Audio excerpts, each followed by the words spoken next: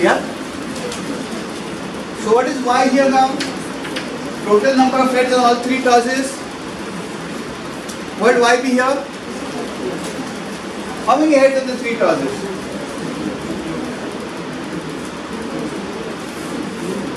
Heads on three tosses. How many heads here? 2.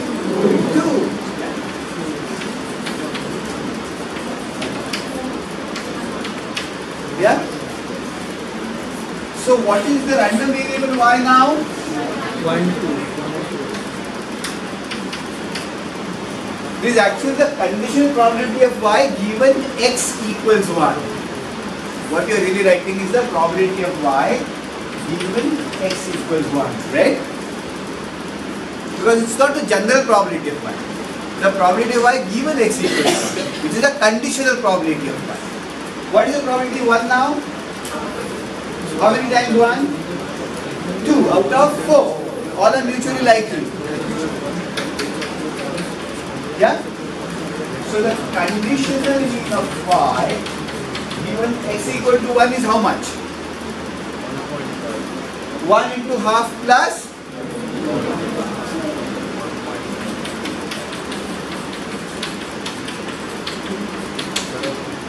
right?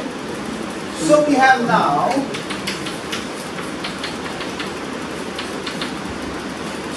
have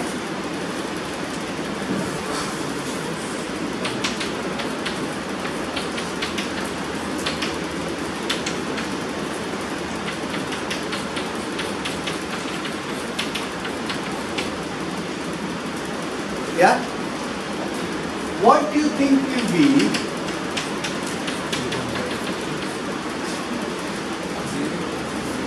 there are no, what would be your expectation of y given x equal to 0?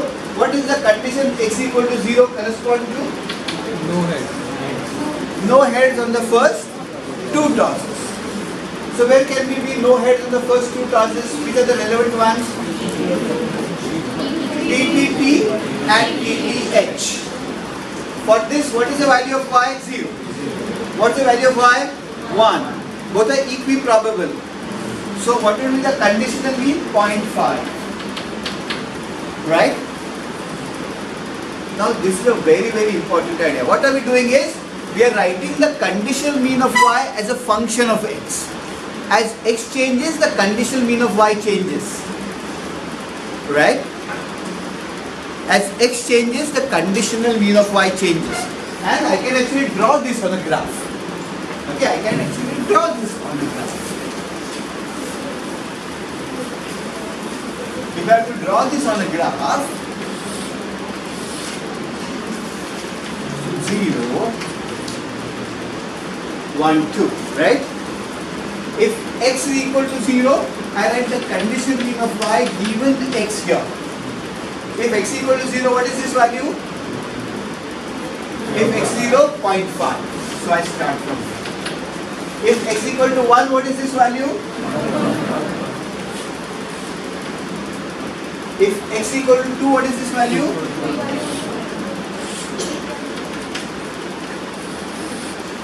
And let me write this. This is a straight line. Sure? Since it is a straight line, it has a slope and an intercept. So what I am writing is the condition mean of y given x is equal to some value of xi is equal to, it's a straight line. Huh? So if you plug in the value of xi here, you will get the conditional mean. In this case, what is the value of alpha? The intercept 0.5. You can see the intercept is 0.5. Right? And what is the value for beta? How much does the expected value change if x changes by 1 unit? 1. So 1 into xi. Right? So what does this formula give you? If you put the value of xi here, you will get the conditional mean of y given x is equal to that value. Right? Put xi is equal to 0, you will get the conditional mean 0.5. Xi is equal to 1, you will get the conditional mean 1.5.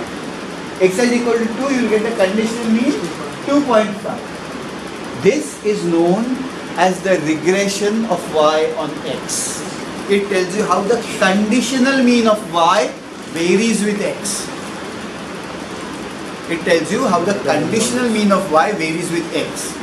You see, this is a very important idea. Because why is it important? Suppose you want to understand how health expenditure of people, of households, varies with their income. Now each household will have a different health expenditure. So the question that you can ask is, suppose you take all households which have an income of 10,000 rupees a month. What is their average health expenditure? If you take all households which have a monthly income of 15,000, what is their average health expenditure? If you take households which have a monthly income of 20,000, what is their average health expenditure? So we are really asking the question, how does the average health expenditure vary with income? Or what is the conditional mean of health expenditure as a function of income? That's what we want to know. And what we really want to know is alphas and betas of that relationship. So what we are really doing is asking a regression question. So the key idea, what are we trying to do in the regression model? We are trying to find we have a dependent variable y and an independent variable x. X affects y, but y does not affect x. What we are trying to find is how does the average value of y change with individual values of x. We can never say how individual values of y change with individual values of x. That will be too much. For example, you can never really have a mechanism which says which helps you to predict how the health expenditure of each household changes with its income. Because there are too many imponderables involved here.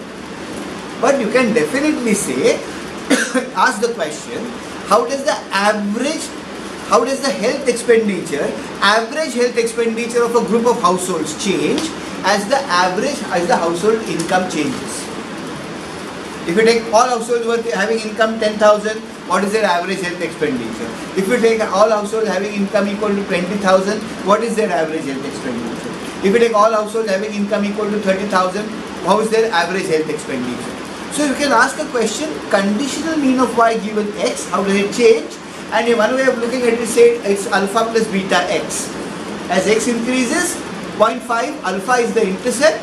So the conditional mean of y when x is equal to 0. Households might have some health expenditure if they are not earning anything in that month. And how does the average health expenditure change as household incomes change by 1 unit? That is B. Many times they are the numbers that we are interested in. Right? Now here the question was very simple. Alpha and beta, because you could lay down the entire experiment. You knew all the possible outcomes of this experiment, HT, you knew precisely what the probabilities were. So you could easily find what is alpha and beta. But in the real world, you don't know the actual experiments. For example, you can't really, you don't know how the outcomes and the probability joint distributions of health and expenditure are for the entire population in Mumbai. You have to pick some samples and understand. Right? Therefore, Molly offers alpha and beta for us are unknown parameters which are to be estimated. So in the next class, we'll start about learning to how to estimate these parameters. Sure? So thank you very much for listening quietly.